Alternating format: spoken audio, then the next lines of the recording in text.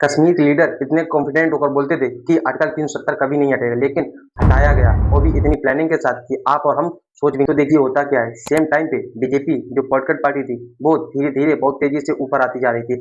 BJP के जो नेता थे वो आर्टिकल 370 को, नेहरू जी ने जिस तरीके से इस पूरी सिचुएशन को डील किया था, लेकिन उससे बहुत गुस्सा थे। इनफैक्ट बीजेपी ने आगे चल के डाल रखा था, मैन्युफैक्चरर्स में डाल रखा था कि हमारी पॉलिटिकल पार्टी बनेगी तो हम आर्टिकल 370 को हटा देंगे, लेकिन वो ये रहा था कि जम्मू एंड कश्मीर में बीजेपी चुनाव लड़ती है, लेकिन उतनी सीटें नहीं मिल रही थी। और फिर इसके बाद ईयर आता है 2014, 25 नवंबर 2014 से 20 दिसंबर 2014 तक इलेक्शन होते हैं। पूरी जान लगा देती है।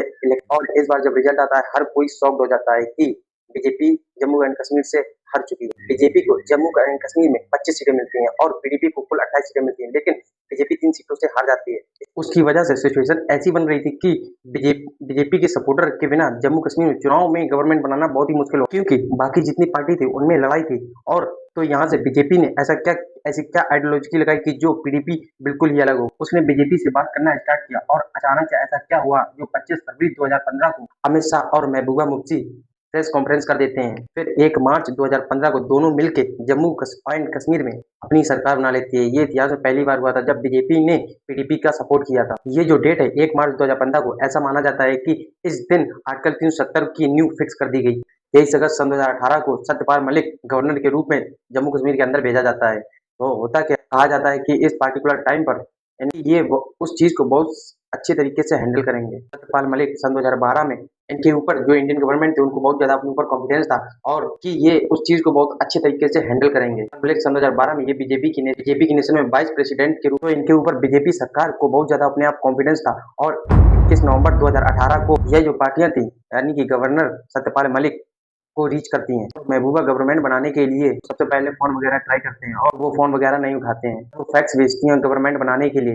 लेकिन गवर्नर सतपाल मलिक को अब आप इनका कॉन्फिडेंस देखिए, पार्टिकुलर टाइम पे फैक्स मशीन खराब हो जाती है। और आप देखिए 21 नवंबर 2018 को ये वही डेट है जहाँ पे जो डेट थी वो टल गई थी, लेकिन 6 महीने कंप्लीट होने के बाद 30 दिसंबर सन 2018, 6 महीने कंप्लीट होने के बाद इनके इसी बीच गवर्नर सत्यपाल मलिक जो थे गवर्नमेंट को रिकमेंडेशन भेजती, जिस तरीके से जम्मू एंड कश्मीर में हालात अंदर जिस तरीके से पार्टियों में मारामारी में, जहाँ पे हर्ष ट्रेडिंग यानी कि एमएलए वगैरह जो हैं उनको खरीदने में और फिर ये पैसे देकर अपनी तरफ करने के ये सारे चांसेस बहुत ही ज्यादा थे। ऐसी सिचुएशन में गवर्नमेंट काम करना सही नहीं रहेगा। ये जो रिकमेंडेशन थी वो एकदम एक्सेप्ट होने के बाद डेट आती है 20 दिसंबर सन 2018। ये वो तारीख है जहाँ जब 6 महीने कंप्लीट होने को जम्मू एंड कश्मीर के हिसाब से जो कॉन्स्टिट्यूशन का प्रेसिडेंट रूल है वो लग जाता है। 19 दिसंबर 2018 को प्रेसिडेंट एक नोटिस जारी करते हैं, मेंशन है जो गवर्नर है वही प्रेसिडेंट बिहाफ में जम्मू कश्मीर को चलाएंगे।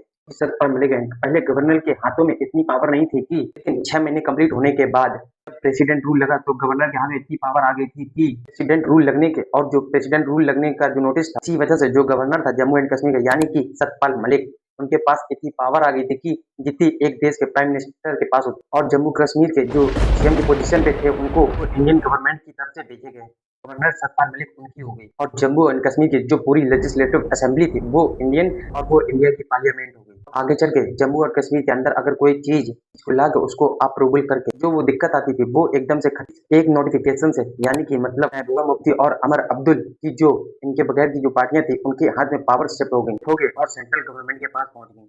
4 अगस्त 2019 को जितने कश्मीर के लीडर थे उनको हाउस अरेस्ट यानी कि नजरबंद कर दिया गया और इनके सारे मोबाइल भी ले लिए गए। रात को ही जो प्राइम मिनिस्टर मोदी थे वो एक सीक्रेट गाड़ी से प्रेसिडेंट हाउस पहुंचते हैं। ऐसा माना जाता है कि 5 अगस्त 2019 यानी कि नेक्स्ट मॉर्निंग में जो होना था डिस्कशन के बात करने के बारे में आए हुए थे। इसके थोड़ी ही देर बाद अमित शाह राज्यसभा पहुंचते हैं। अब यहाँ जो अमित शाह थे वो रेगुलेशन लेकर आए हुए और उनका काम था कि इस रेगुलेशन को पास कराना, यानी कि अब वोटिंग होगी लोकसभा और राज्यसभा में। अगर मेजोरिटी में वोटिंग आती है तो रेगुलेशन को पास कर दिया जाएगा। अब क्वेश्चन ये है कि इस रेगुलेशन में ऐसा था क्या? इसमें था यह कि जितने भी आर्टिकल 370 के पार्ट हैं उन सबको खत्म कर दिया जाए। दूसरी चीज, इंडिया का कॉन्स्टिट्यूशन एट इज एट वैसे ही जम्मू कश्मीर में लागू कर दिया जाएगा बिना किसी एक्सेप्शन। और इस रेगुलेशन को इतने तरीके से बनाया गया था कि आगे कोई भी गवर्नमेंट बनती है तो इसको हटाने में काफी दिक्कत। इसके बाद वोटिंग होती है लोकसभा और राज्यसभा में दोनों ही। जैसे ही ये रेगुलेशन पास हुआ तो इंडिया ने इसको अप्रूवल कर दिया। ये होता है कि आर्टिकल 370 पूरी तरीके से जम्मू कश्मीर से हट चुका है। इंडियन गवर्नमेंट को जम्मू एंड कश्मीर में रूल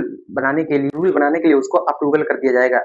अगर दोस्तों आपको इस वीडियो से जरा सी भी कुछ सीख मिलती है तो प्लीज सब्सक्राइब और एक कमेंट और बेल आइकन को जरूर प्रेस करें, क्योंकि नई वीडियो करने से हमारी हिम्मत बढ़ेगी और हम कोशिश करेंगे कि अगली वीडियो जो लाएं वो और ज्यादा इंटरेस्टिंग हो, जिसमें आप सबको कुछ बेहतर सीखने को मिले।